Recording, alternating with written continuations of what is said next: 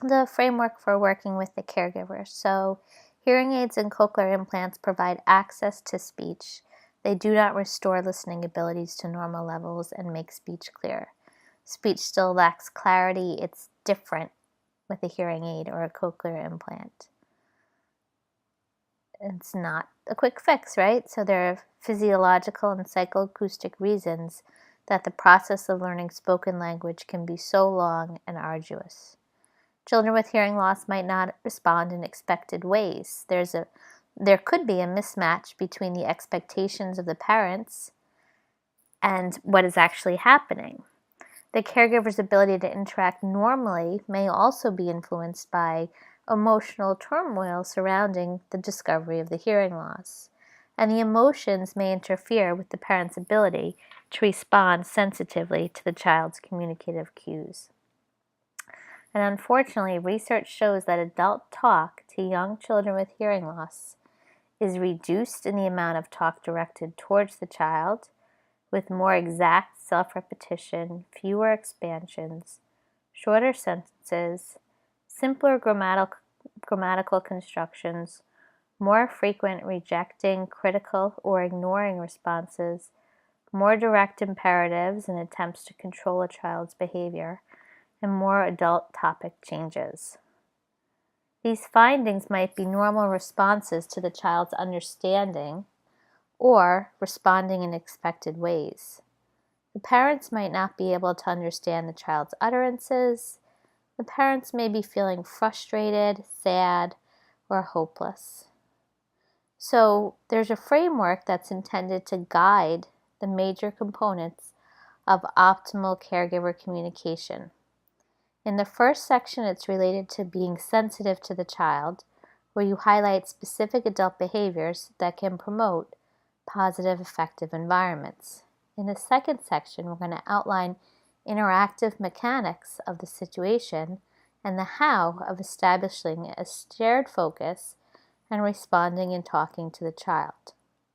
So first, developing a sensitivity to the child.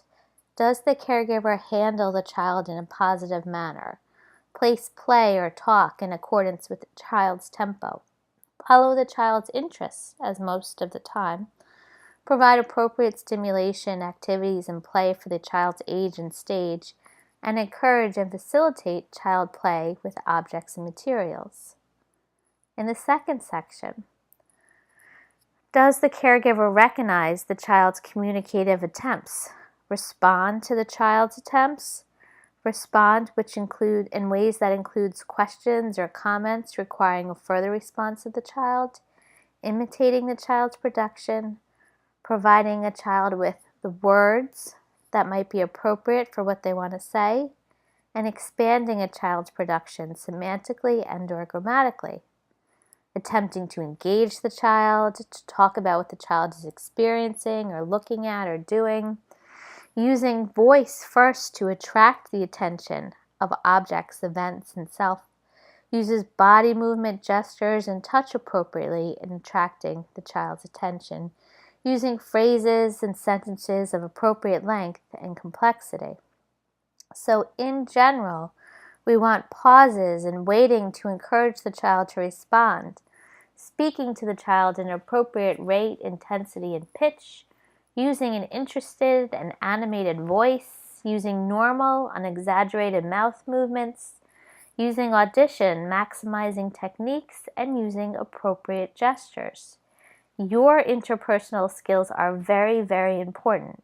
You want to guard against unspoken censure.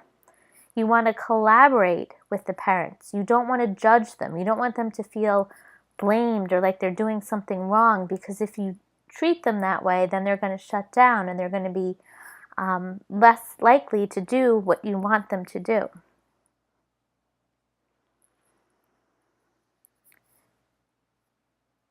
So just be aware of your behaviors with the parent and in demonstrating these things to the parent in an encouraging manner. Remember, you're like working together as a team.